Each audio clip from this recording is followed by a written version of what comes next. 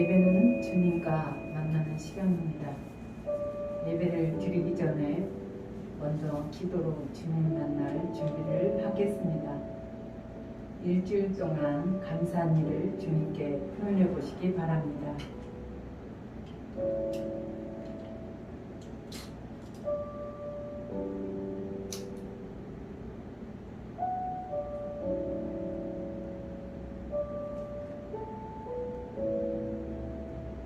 회개 기도를 드립니다. 주님, 제가 무엇을 회개할까요? 라고 성령님께 여쭤보시고 죄를 깨닫게 해달라고 이 시간에 구하시기 바랍니다.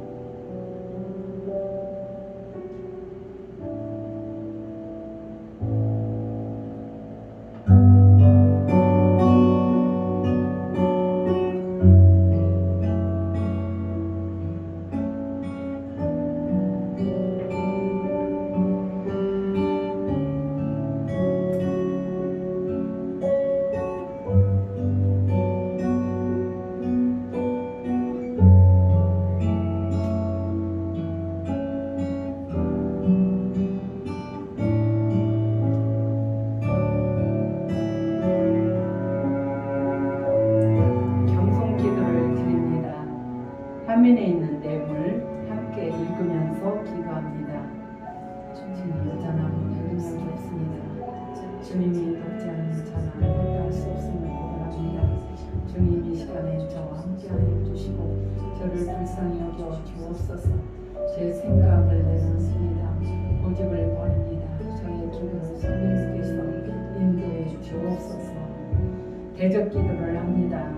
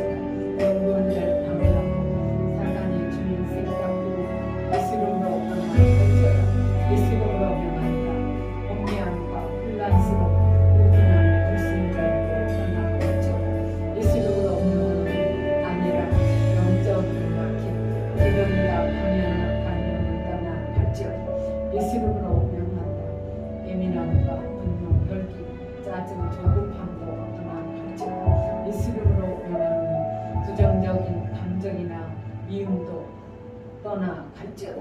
예수 이름으로 명한다. 억울함, 부담감, 욕심, 이기심도 떠나 갈지어다. 예수 이름으로 명한다.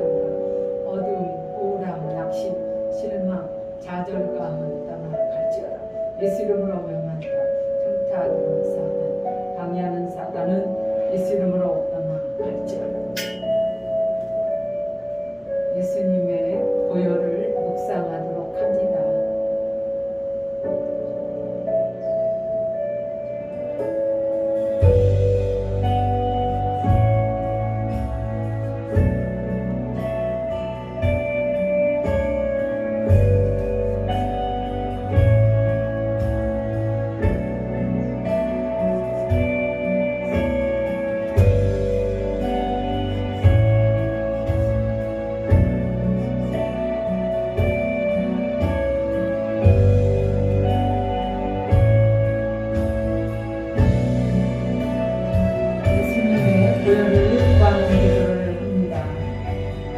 하고 통성으로 부르짖어 기도합니다. 주여 주여 주여 주여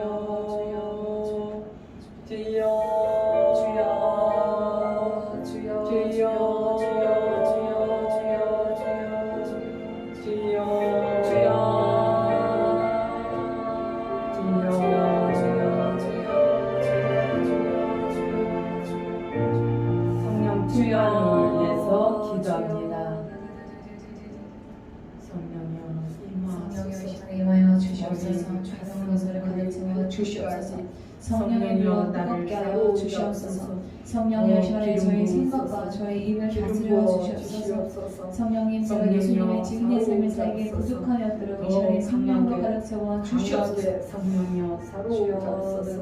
기름 부어 주옵소서. 성령이 너희에게 임하시면 너희가 권능을 받고 사마리아와 땅끝까지 이르러 내 증인이 되리라. 주님의 증인의 삶을 살 수 있도록 성령이여 사로잡소서. 더 기름 부으소서. 머리 가슴 머리끝까지 성령이여 사로잡소서. 성령이여 임하소서. 성령이여 바람같이 불같이 생수같이 운행하여 주옵소서. 성령의 기름을 물 붓듯이 부으소서. 더 부으소서.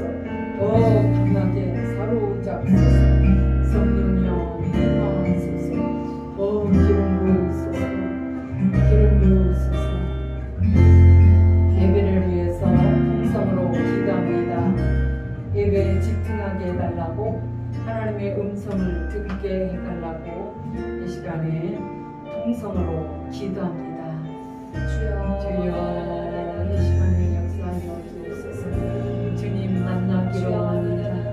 사슴이 시냇물을 찾아 발급한 같이 내 영이 주를 찾기에 간급하나이다. 주여 이 시간에 역사하여 주옵소서. 주님 만나기로 나오니 은혜를 베풀어 주시옵소서. 주여 역사하여 주시옵소서. 주님의 세미한 음성을 듣기를 원합니다. 주님 들어 주옵소서. 주님 사마음으로 주의 전에 주여 역사하여 주옵소서. 주님을 만나기를 원합니다. 주님 붙잡아 주옵소서. 주의 영으로 충만케 채워주셔서 주님 만나기로 나오니 은혜를 베풀어 주옵소서. 찬양을 드리도록 하겠습니다.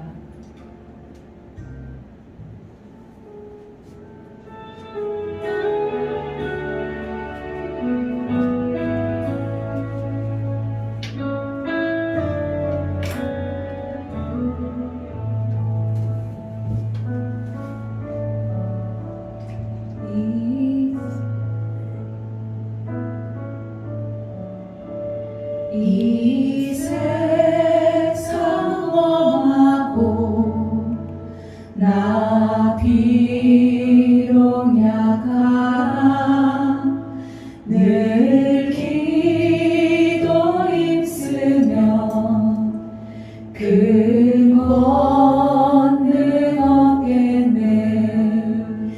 이 세상 험하고 나 비록 약하나 늘 기도 힘쓰며 큰 권능 얻겠네. 주의 은혜로 대속받아서 비와 같이 붉은 새끝같이 했네.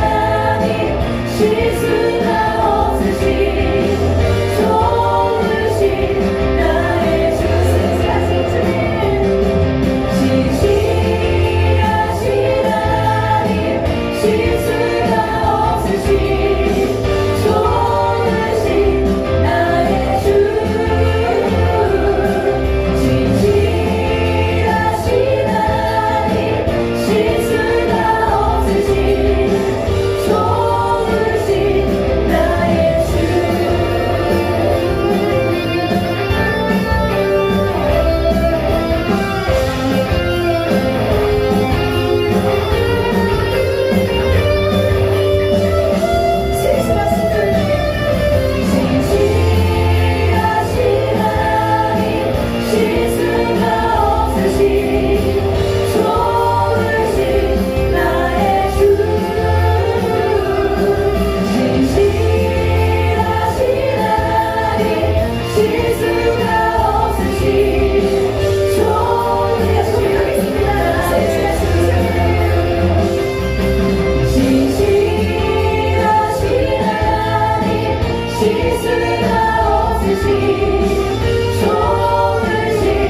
나의 주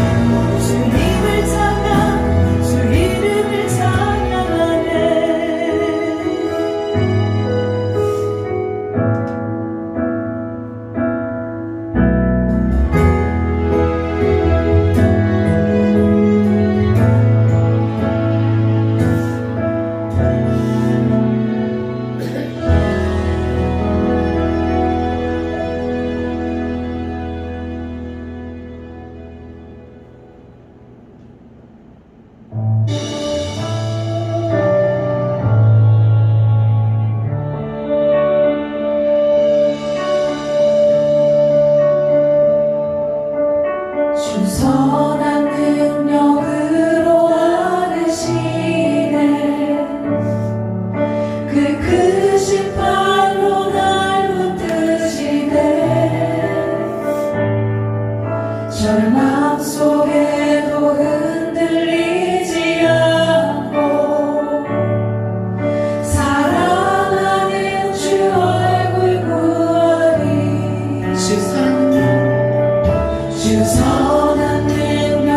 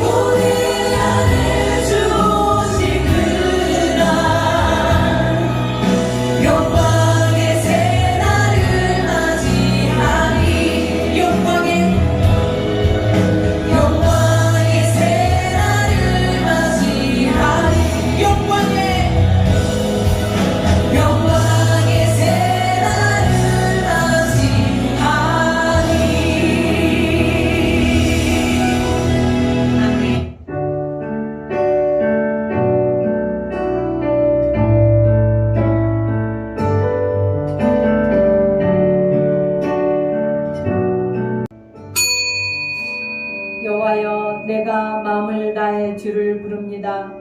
내게 대답하여 주소서. 그리하면 내가 주의 법령들에 복종할 것입니다. 내가 주께 부르짖습니다. 나를 구원해 주소서. 그리하면 내가 주의 법규들에 복종할 것입니다. 내가 새벽 이전에 일어나 도움을 요청하며 울부짖습니다. 나는 나의 소망을 주의 말씀에 두었습니다. 내가 밤새도록 깨어 있습니다. 내가 주의 약속들을 깊이 생각하고 있습니다. 주의 사랑에 따라 나의 소리를 들어주소서. 여호와여, 주의 법도에 따라 나의 생명을 보존하소서. 여호와여, 주는 가까이 계십니다. 주는 모든 명령들은 진리입니다. 오래 전부터 나는 주의 법규들을 배웠습니다. 주의 법규들은 주께서 영원토록 지속하게 하신 것들입니다. 나의 고통을 보시고 나를 구원해 주소서. 내가 주의 법을 잊지 않았습니다. 내가 주장하는 것을 변호해 주시고 나를 구원해 주소서. 주의 약속에 따라 나의 생명을 보존해 주소서. 여호와여, 주는 불쌍히 여기는 분이십니다. 주의 법도에 따라 나의 생명을 보존해 주소서. 내가 주의 교훈을 얼마나 사랑하는지 보소서. 여호와여, 주의 사랑에 따라 나의 생명을 보존해 주소서. 주의 모든 말씀은 진리입니다. 주의 의로운 법도는 모두 영원합니다. 아멘.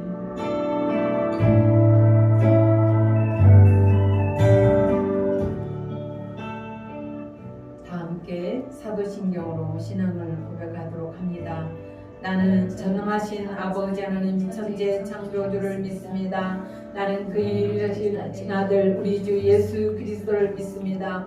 그는 성령으로 잉태되어 동정녀 마리아에게서 나시고 본교 빌라도에게 고난을 받아 십자가에 못 박혀 죽으시고 장사된 지 사흘 만에 죽은 자 가운데서 다시 살아나셨으며 하늘에 오르셔 전능하신 아버지 하나님 옆에 앉아 계시다가 거기로부터 살아있는 자와 죽은 자를 심판하러 오십니다. 나는 성령을 믿으며 거룩한 공교회와 성도의 교제와 죄를 용서받는 것과 몸의 부활과 영생을 믿습니다. 아멘. 찬송가 215장 내 죄에 속해 주신 주께를 찬양드리겠습니다. 내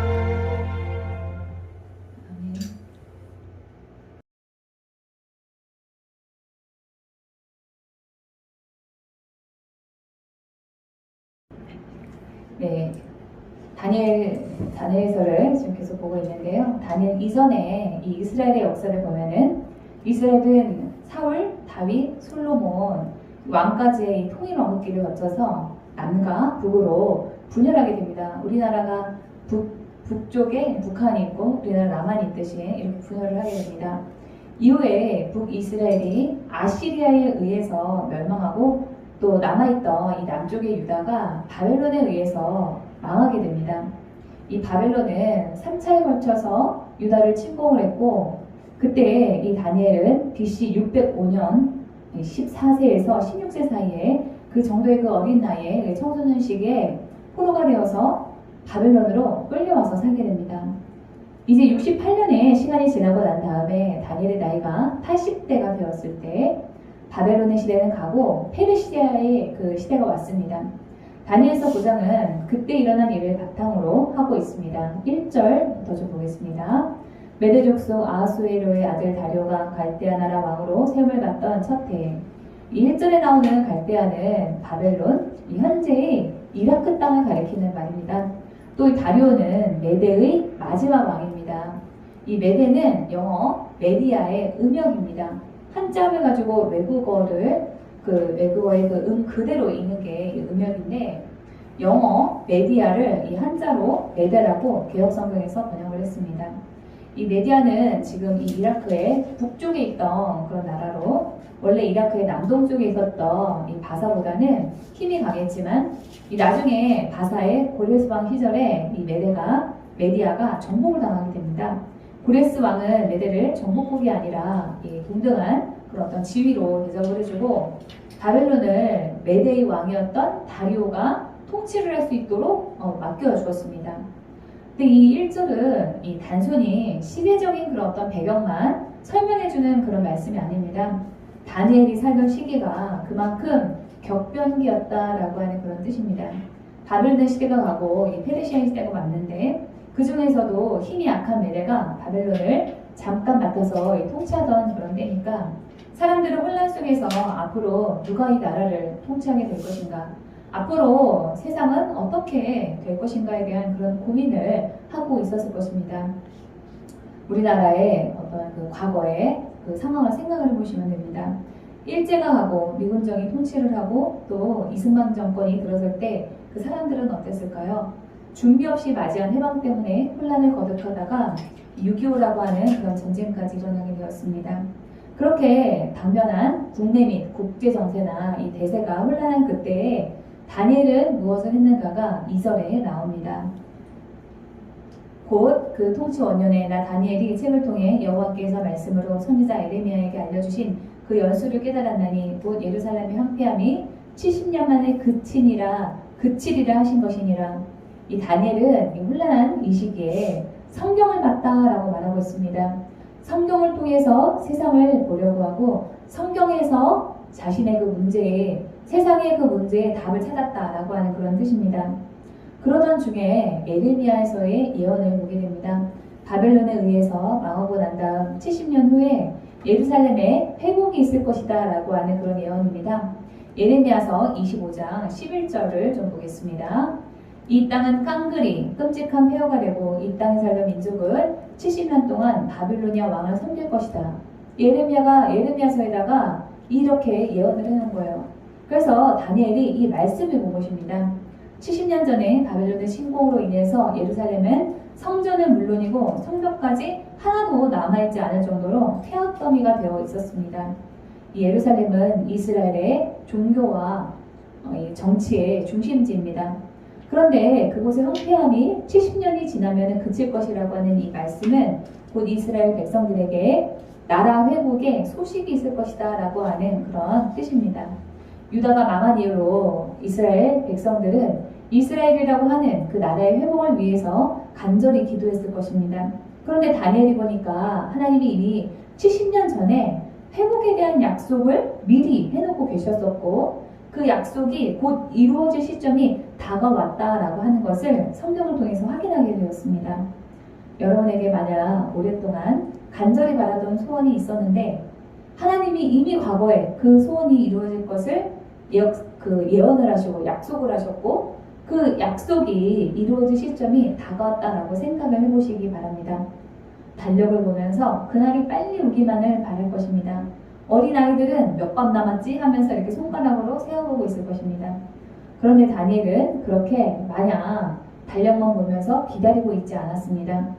3절을 보겠습니다. 내가 금식하며 베옷을 입고 죄를 덮어쓰고 주 하나님께 기도하며 간구하기를 결심하고, 이 금식은 식사, 음식을 끊는 거죠. 또 베옷을 입으면은 표면이 거친 이 배의 그 특성 때문에 몸이 베옷을 입으면은 편안하지 않습니다. 또 잿더미 위에 앉으면은 굉장히 지저분하겠죠. 이렇게 금식하며 베옷을 입고 죄를 쓰는 그런 일은 고행에 들어가는 것으로 성경 시대에 히브리인들이 회개할 때 일반적으로 하는 3종 세트와 같은 그런 일이었습니다. 이 일을 통해서 이 다니엘이 아주 단단하게 마음을 먹고 기도에 들어갔다라고 하는 그 사실을 우리가 3절을 통해서 알 수가 있습니다. 왜 다니엘은 하나님의 약속이 있고 곧 이루어질 날이 머지 않았는데 기도에 들어갔을까요? 그것은 하나님이 약속을 하셨어도 기도를 해야 그 약속이 이루어지기 때문에 그렇습니다. 그것이 하나님이 일하시는 방식이다라고 하는 그 사실을 다니엘이 알았기 때문에 하나님의 약속의 말씀을 깨달은 그 날부터 기도에 들어갔던 것입니다. 그냥 우리가 좀 기도하지 않고 하나님이 약속하셨으니까 어차피 이루어질 거니까 약속한 대로 저절로 좀 쉽게 그렇게 이루어지면 얼마나 좋을까요? 하지만 그렇게 우리로 기도하게 하시는 것 또한 하나님의 우리를 위한 깊은 배려의 한 측면입니다. 하나님은 당신을 위해서가 아니라 우리 자신을 위해서, 사람을 위해서 기도를 통해서 약속의 확인을 보게 하시는 것입니다. 이 돌이키면 살아난다라고 하는 책을 통해서 이재훈 목사님은 이렇게 말씀하십니다.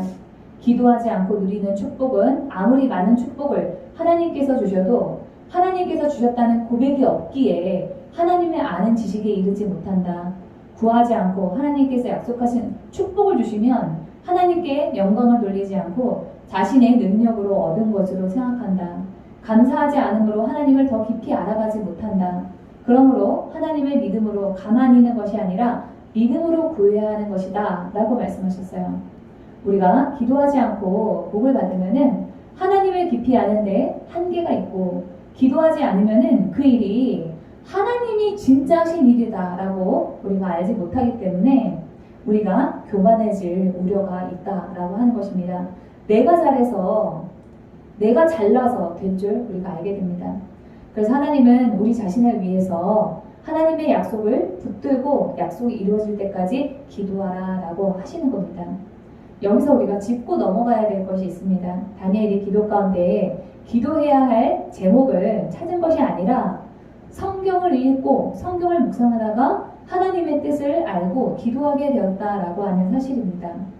보통 많은 분들이 다니엘을 기도의 사람으로 이렇게 알고 계시는데요. 다니엘은 기도만 했던 그런 사람이 아니었습니다. 다니엘의 기도는 성경 말씀에 기반한 그런 기도였습니다. 다니엘은 기도를 잘하지만 성경 묵상도 잘하는 그런 사람이었습니다. 가장 바람직한 신앙의 모델입니다. 우리는 기도와 성경 말씀 묵상 이 두 가지를 다 함께 잘해야 됩니다. 기도를 통해서 성령님의 인도를 받으면서 성령을 깊이 깨달을 줄 알아야 되고, 또 깊은 묵상을 통해서 주님이 지금 나에게 무엇을 원하시는지 알고 그 말씀을 붙들고 기도할 줄도 알아야만 합니다. 오늘부터 다시 기도라고 하는 그런 책에서 존 파이머 목사님은 이렇게 말씀하셨습니다. 내가 무엇보다 소중하게 여기는 일은 하나님이 말씀이 내 기도를 인도하고 말씀이 내 기도를 가득 채워 지탱해주고 통제하는 것이다 라고 말입니다. 잠언의 28장 9절을 개역개정 성경으로 보면은 사람이 귀를 돌려 율법을 듣지 아니하면 그의 기도도 가증하니라 라고 합니다. 쉬운 말 성경에서는 이 말씀을 사람이 율법의 가르침을 싫어하여 귀를 막아버리면 하나님께서도 그 사람의 기도에 귀를 막아버리신다라고 경고하고 계십니다. 다시 말하면은 율법인 하나님의 이 성경 말씀과 기도는 항상 같이 가야 된다. 우리 삶 가운데 항상 같이 있어야 된다. 이런 말씀입니다. 하나님의 말씀이 바탕이 없는 그런 기도는 편협하고 인간적이고 우리 욕망에 충실한 기도가 될 가능성이 매우 큽니다. 하나님의 말씀이 바탕이 없는 기도는 하나님의 성품이나 하나님의 통치 방식에 역행하는 그런 기도일 가능성이 있습니다. 그래서 기도는 하나님의 말씀을 근거로 성경 지식의 바탕으로 그 성경 지식을 바탕에 두고 기도를 해야 더 깊은 기도, 하나님의 마음에 합당한 기도, 하나님의 성품에 맞는 그런 기도를 할 수가 있게 되는 것입니다. 그러나 안타깝게도 저는 이 주변에서 어떤 한 가지에 편향된 그런 신앙생활을 하시는 분들을 아주 많이 봤습니다. 신앙생활을 오래 하신 분들 중에서도 어떤 분은 기도만 하시고 또 어떤 분은 또 말씀만 또 이렇게 강조를 하십니다.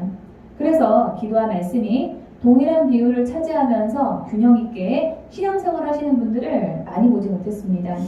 깊이 있게 성경 묵상을 하지 않고 성경은 이 통독 수준으로만 빠르게 읽으면서 기도만 하시는 분이 있고 반대로 기도하면서 주님을 더 깊이 체험하려고 하지 않고 체험은 배제한 채 오직 성경 하면서 성경 공부만 하시는 거예요.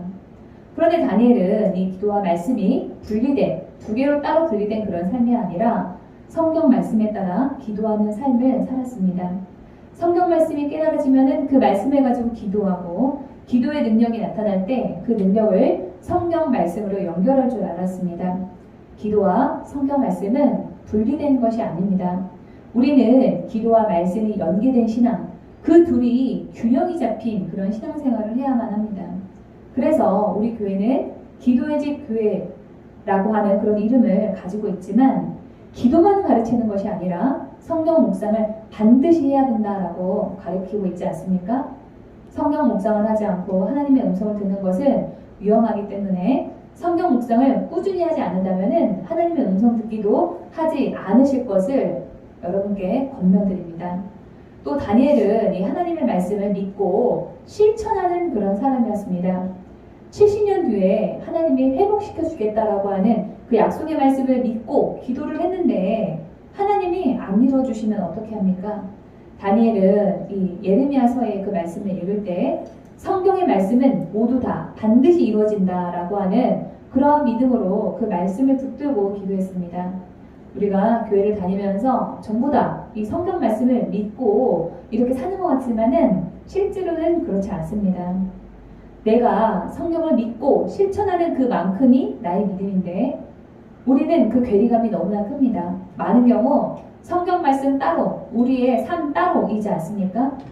성경 말씀 따로, 우리의 믿음 따로 이렇게 다 따로따로 이 따로 못박으로 노는 것이 우리 보통 대부분의 신앙인들의 모습입니다. 성경에서 예수님이 갑자기 올 것이다. 예상하지 못한 그때에 재림하실 것이다 라고 말씀을 하셨는데 그 말씀을 그대로 믿고 매 순간 긴장하고 사시는 분이 몇이나 계십니까? 이번 한 번만요 하면서 죄를 짓고 이번 주까지만요 하면서 하나님이 명령하신 일들을 미루고 안 하고 있지 않습니까? 그 대표적인 것이 바로 기도와 묵상입니다. 이번 주만 좀 쉴게요. 이번 달까지만 좀 쉴게요. 이번 달까지만 놀게요 하면서 한 게 벌써 지난달이었는데 이번 달도 이번 주도 덥다, 뭐 힘들다라고 하는 그런 핑계로 바쁘다라고 하는 그런 핑계로 기도하고 묵상하는 일을 뒤로 미루고 계시지는 않습니까? 그런데 다니엘은 얼마 전에 한 약속도 아니고 70년 전에 했던 그 약속의 말씀을 붙들고 기도했습니다. 그 약속의 말씀을 붙들고 금식하면서까지 기도했습니다. 금식하면서 기도했다는 것은 다니엘이 하나님의 약속을 이루신다라고 하는 그 사실에 목숨을 걸고 기도했다라고 하는 뜻입니다. 하나님의 약속을 믿고 그 약속의 말씀에 목숨을 거는 사람이 다니엘이었습니다.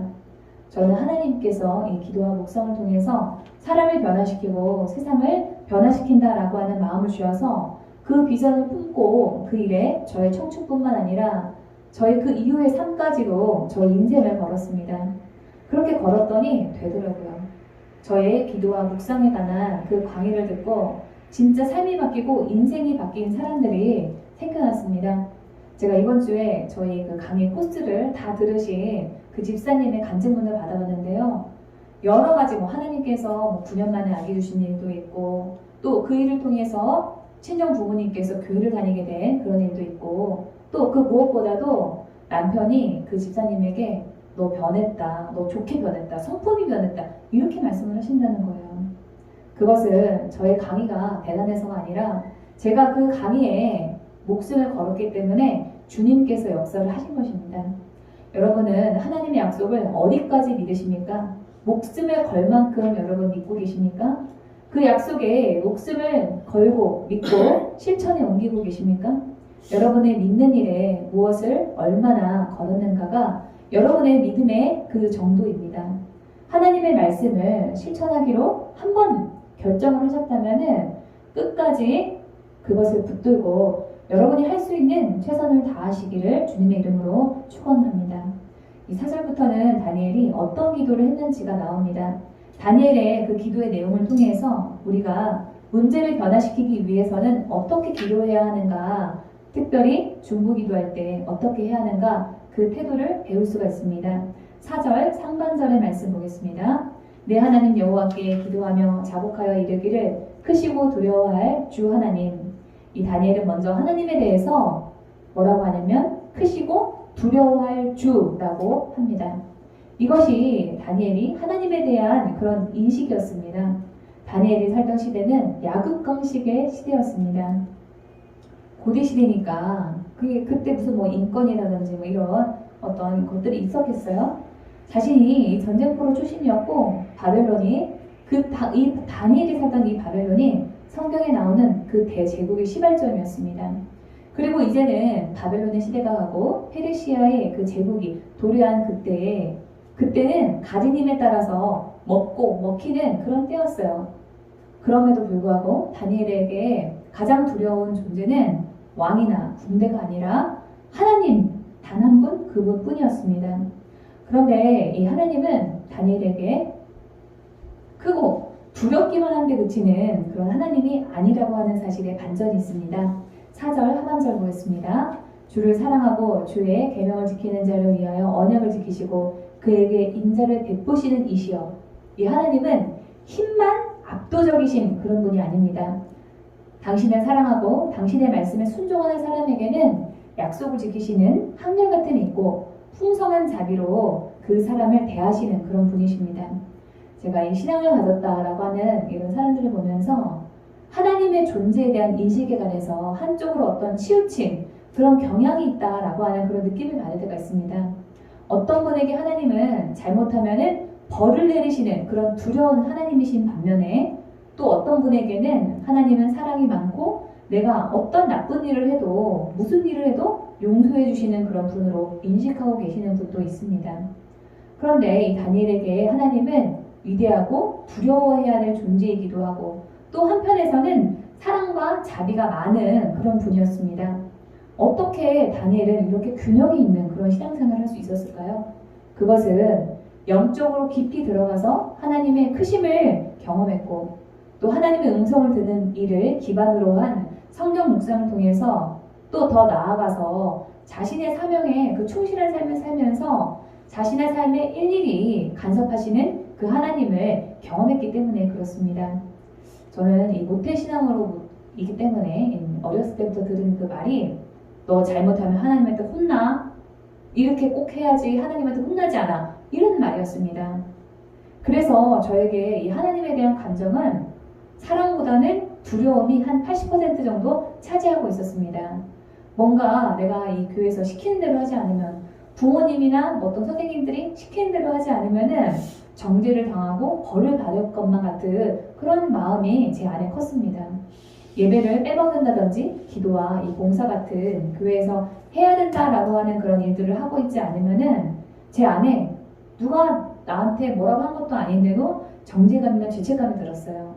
교회에서 하라는 대로 해야 되는데 한편으로는 놀고 싶고 또 편하고 싶은 그런 마음이 있으니까 이 하나님이라고 하는 존재는 두렵기는 하지만 가까이 가기에는 먼 그런 분이었습니다. 그런데 저희 기도가 깊어지고 이 성경 묵상을 통해서 하나님의 음성을 듣게 되니까 저의 그 삶이 달라지고 신앙이 달라졌습니다. 하나님은 제가 잘못하면은 벌을 내리는 분이기도 하지만 그것은 나를 사랑해서 주시는 벌이기도 하고 또 저의 일상에 세세하게 관여하면서 사랑으로 저의 내면을 위로하는 그런 하나님이었습니다. 그래서 제가 묵상하면서 많이 감동받고 책상에서 많이 울었습니다.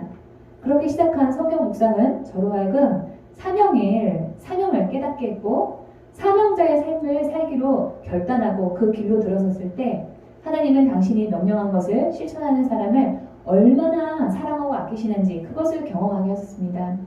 이전에는 제가 하나님의 사랑을 의심하고 두려워했다면은 지금은 하나님의 그 저를 향한 사랑을 확신하고 세상의 어떤 일도 기도로, 말씀으로 이기지 못할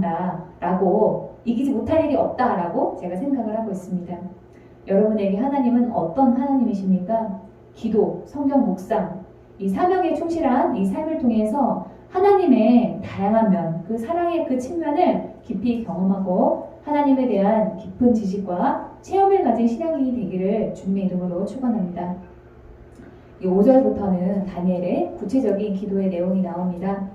9장 5절입니다. 우리는 이미 범죄하여 패역하며 행악하며 반역하며 주의 법도와 규례를 떠났사오며. 이 다니엘은 이 기도에서 우리라고 합니다.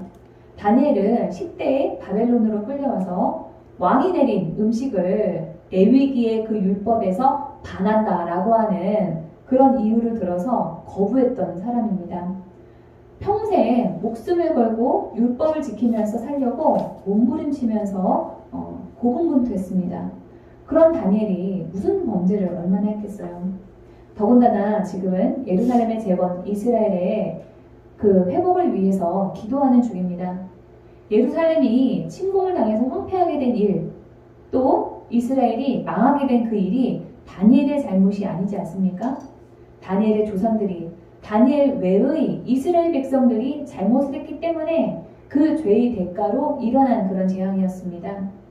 그래서 정확하게 말하면 다니엘은 우리가 범죄했다라고 하는 것이 아니라 나의 조상과 다른 이스라엘 백성들이 범죄했다라고 해야지 맞습니다. 그런데 다니엘은 자신을 포함한 우리가 잘못했습니다라고 말하고 있습니다. 그것도 이 다니엘은 32번이나 계속 우리가, 우리의 하면서 자신을 포함한 우리를 강조했습니다.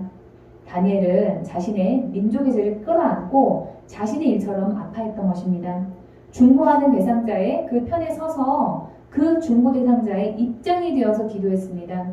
제가 이 중보기도 강의를 좀 들으면은 중보기도자는 하나님과 중보 대상자의 이 중간에서 달의 역할을 한다, 중간자의 역할을 한다라고 하는 그런 말을 합니다.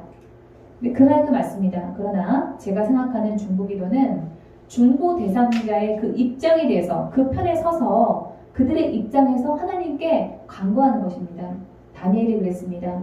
왜냐하면은 그 사람의 문제를, 중보 대상자의 문제를 내 문제로 여기지 않으면은 우리는 간절한 기도를 할 수가 없습니다. 인간은 내 문제, 자신의 문제에 대해서만은 절실해진다라고 하는 특징을 가지고 있어요. 그러나 실상 다니엘이 중보 기도를 할 당시에 이 다니엘의 형편은 이제 나이가 많아서 곧 죽을 그런 때를 앞두고 있었고, 또 이 바벨론 정권 하에서도 총리로 고위직으로 있었고, 지금 이 메데이 정권 안에서도 총리로 있었기 때문에 개인적으로는 아무 걱정이 없는 그런 사람이었습니다. 그럼에도 다니엘은 이스라엘의 편, 이스라엘의 우리 다음 세대들의 편에 서서 고생을 자처하면서 기도했습니다. 우리나라에도 현재 많은 문제가 있습니다. 그 문제를 일으킨 사람들을 우리가 분석하거나 정죄하거나 탓하거나 비판만 해서는 안 됩니다.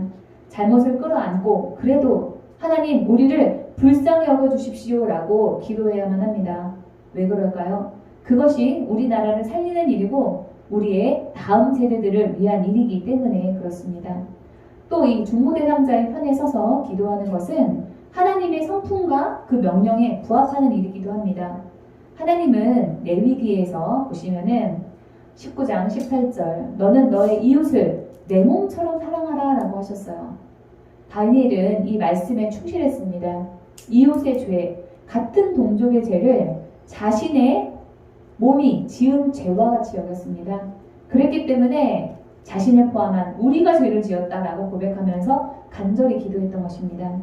다니엘은 자신과 이스라엘 민족이 범죄한 것을 세 가지로 말했는데, 첫 번째는 이 6절에서 주님께서 보낸 주의 종 선지자들의 말을 듣지 않았다고 합니다.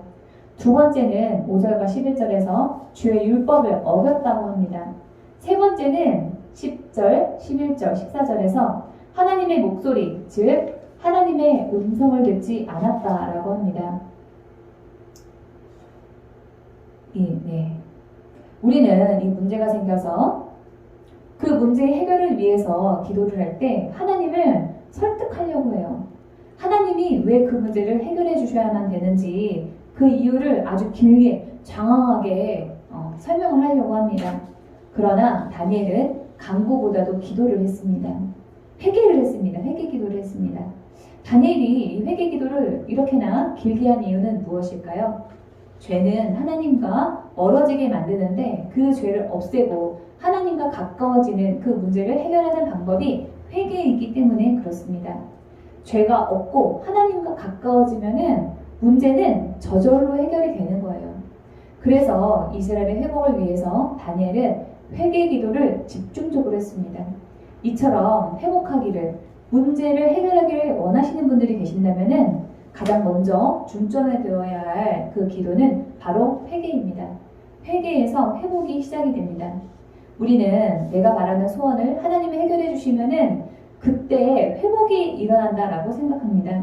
하지만 성경적으로는 우리가 겸손하게 회개할 때에만 진정한 회복이 일어납니다. 다니엘은 16절부터 이 네 가지를 위해서 간구를 합니다. 첫 번째로 주님의 분노를 예루살렘에서 떠나게 해달라고 기도했습니다. 주여 구하옵나니 주는 주의 공의를 따라 주의 분노를 주의 성 예루살렘 주의 거룩한 산에서 떠나게 하옵소서.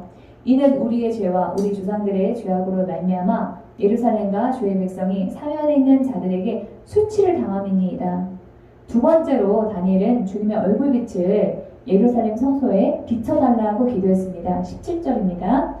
그러한즉 주 우리 하나님이여 지금 주의 종의 기도와 간구를 들으시고 주를 위하여 주의 얼굴빛을 주의 황폐한 성소에 비추시옵소서. 세 번째로 18절에서 다니엘은 예루살렘 성을 봐달라고 기도했습니다.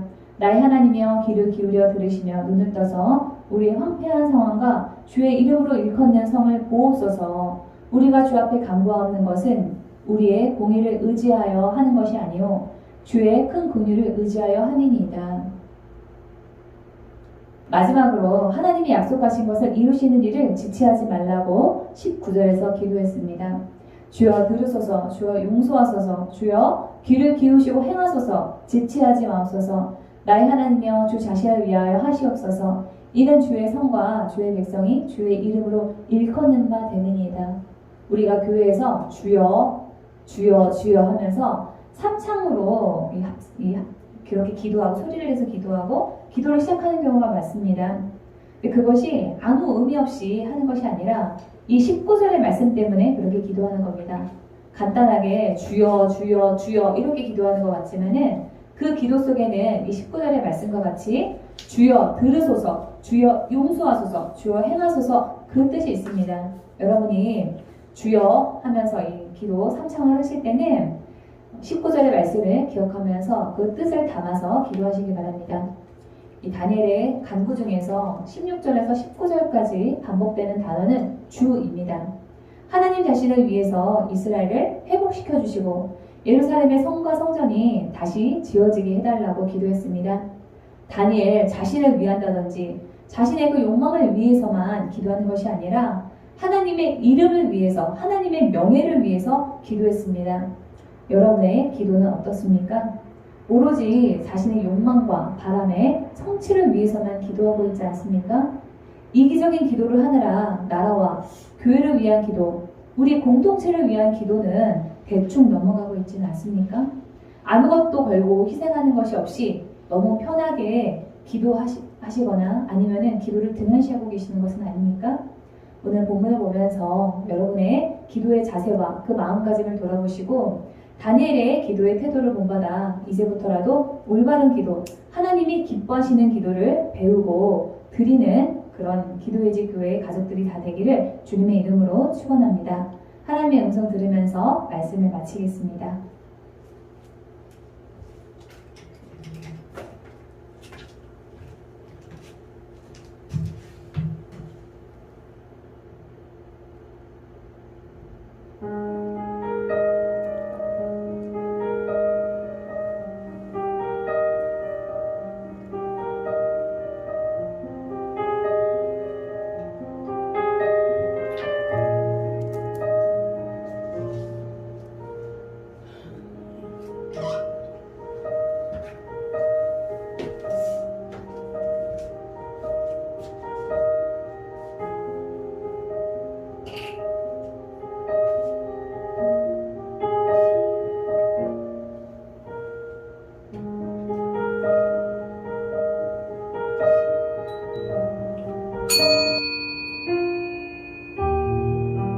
이 시간은 치유와 회복을 위해서 기도하는 시간입니다.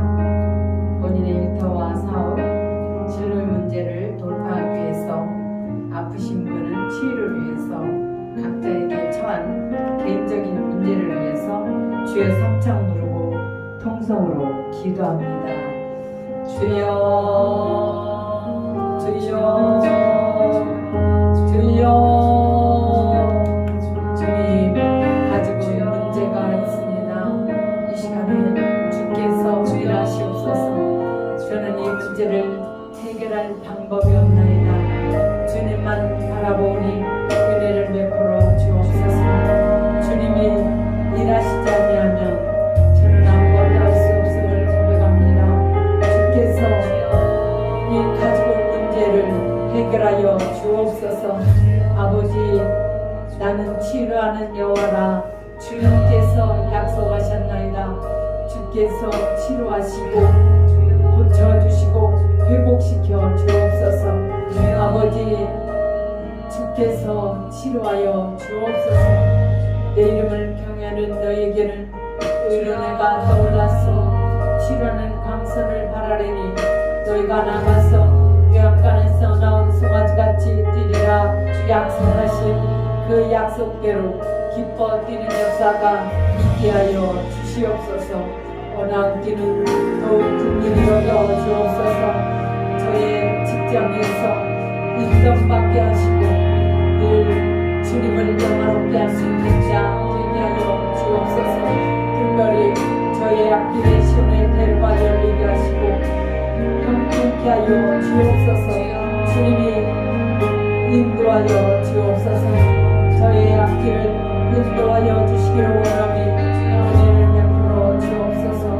가지고 온 문제가 변하여 축복이 되게 하여 주시옵소서. 어떠한 문제가 있다 할지라도 주의 영광이 반드시 이 문제를 통해서 드러나는 역사가 있게 하여 주옵소서. 영광받아 주옵소서. 예수 이름으로 기도하옵나이다. 아멘. 이 시간은 기도를 정리하시고, 또한 질병이 있으신 분은 아픈 위에 손을 얹고 기도하시고, 또 지혜를 받기 원하시는 분은 머리에 손을 얹고 기도하시고, 마음이 상하신 분이나 가지고 문제가 있으신 분은 가슴에 손을 얹고 기도하시기 바랍니다. 지금도 살아 역사하시는 좋으신 아버지, 은혜와 사랑 가운데 저희들을 지키시고 보호하여 주시는 감사합니다. 주님, 저의 가지고 온 문제가 있습니다. 주님이 해결해 주시옵소서. 저는 이 문제를 아무 해결할 능력이 없습니다. 주님, 저를 불쌍히 여겨 주시옵소서. 이 문제를 향하여 주님의 뜻이 선하게 이루어지게 하여 주옵소서. 직장에서 늘 인정받게 하시고 주님의 영광을 드러낼 수 있는 자 되게 하여 주옵소서. 이 문제를 향한 주님의 뜻이 이루어지게 하여 주옵소서. 저의 앞길에 시온의 대로가 열리게 하시고 저의 앞길을 형통케 하여 주시옵소서. 특별히 마음이 상하여 주님의 위로가 필요합니다. 주께서 위로하시고 회복시켜 주시고 오직 주님의 영광만 나타낼 수 있게 하여 주옵소서. 지혜를 받기 원하여 머리에 손을 얹었습니다. 주님 자신이 지혜자이시오니 저에게 지혜의 영을 부어 주시옵소서. 아버지, 주님 앞에 가지고 온 문제를 해결받고 위로받고 돌아갈 수 있는 귀한 은혜가 있게 하여 주옵소서. 예수 이름으로 감사하며 기도하옵나이다. 아멘. 찬송가 218장 내 마음과 정성을 다하여를 찬양드리면서 주님께 준비한 예물을 드리도록 하겠습니다.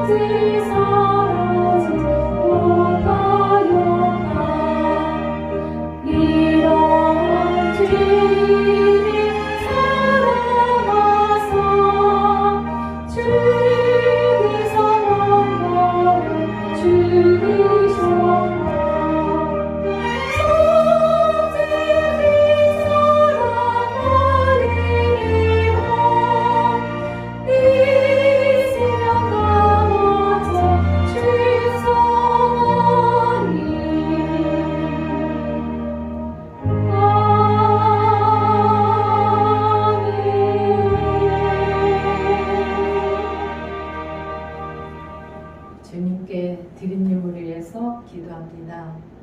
주님, 우리가 깊은 성경 묵상을 통해서 주님의 말씀에 귀 기울이게 하여 주옵소서. 말씀으로부터 오는 지혜로 세상과 삶을 분별하며 살게 하여 주시옵소서. 또한 말씀과 기도로 우리 자신을 돌아보는 통찰력을 주시옵소서. 주님과의 관계를 막는 저의 죄의 벽을 없는지 깨닫게 하여 주시옵소서. 우리가 죄악된 세상을 원망이나 무관심으로 방치하지 아니하게 하시고 아픔과 슬픔이 있는 사람을 주님을 마음으로 끌어안는 사람이 되게 하여 주옵소서. 우리가 예배 때 빈손으로 오지 아니하고 주님께 10의 1조와 감사 예물과 주일원물을 주님께 드렸습니다. 주님께서 받으시고 아브라함과 이삭과 야곱이 누렸던 축복이 임하게 하여 주시옵소서. 하는 일에 축복하시고 직장에 복을 허락하여 주시고 또한 자녀들에게도 형통케 하여 주옵소서. 예수 이름으로 감사하며 기도하옵나이다. 아멘.